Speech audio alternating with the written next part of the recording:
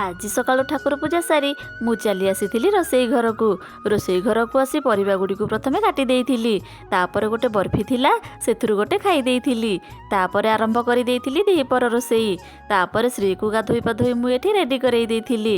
ତାପରେ ସେ ତା ଟେଡିମାନଙ୍କ ସହିତ ଖେଳିବାରେ ଲାଗିଲା। ତା ଟେଡିମାନଙ୍କ ସହିତ ଖେଳି ସେ ଏତେ ଖୁସି ଥିଲା ଯେ ତାକୁ ଯେତେ ଡାକିଲେ ବି ସେ ଜମା ବି ଶୁଣୁନଥିଲା। ବାହାରକୁ ଯିବାକୁ କହୁଥିଲେ ବି ମନା କରିଦେଉଥିଲା, କାହିଁକିନା ସେମାନଙ୍କ ସହିତ ସେ ବହୁତ ଖୁସିରେ ଖେଳୁଥିଲା। ତାପରେ ମୋର ଗୋଟେ ପାର୍ସଲ ଆସି ପହଞ୍ଚି ଯାଇଥିଲା। ବାହାରକୁ ଯାଇ ଦେଖେ ତ ପାର୍ସଲଟି ମେସୋରୁ ଆସିଛି। ପାର୍ସଲଟି ହେଉଛି ଗୋଟେ ୱାଟରପ୍ରୁଫ୍ ବେଡ଼ସିଟ୍। ଶ୍ରୀ ଏବେ ବହୁତ ଏକ କରିଦେଉଛି, ସେଥିପାଇଁ ମୁଁ ଏଇ ବେଡ଼ସିଟ୍ଟି ମଗେଇଥିଲି। ଅଳ୍ପ ପଇସାରେ ଭଲ ବେଡ଼ସିଟ୍ଟେ ମିଳିଥିବାରୁ ମୁଁ ତ ପୁରା ଖୁସି ଥିଲି।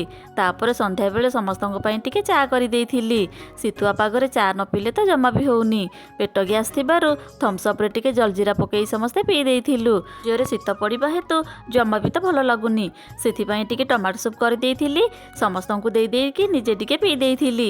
ଭିଡ଼ିଓ ଭଲ ଲାଗିଲେ ଲାଇକ୍ ନିହାତି କରିବେ। ରହିଲି, ଜୟ ଜଗନ୍ନାଥ।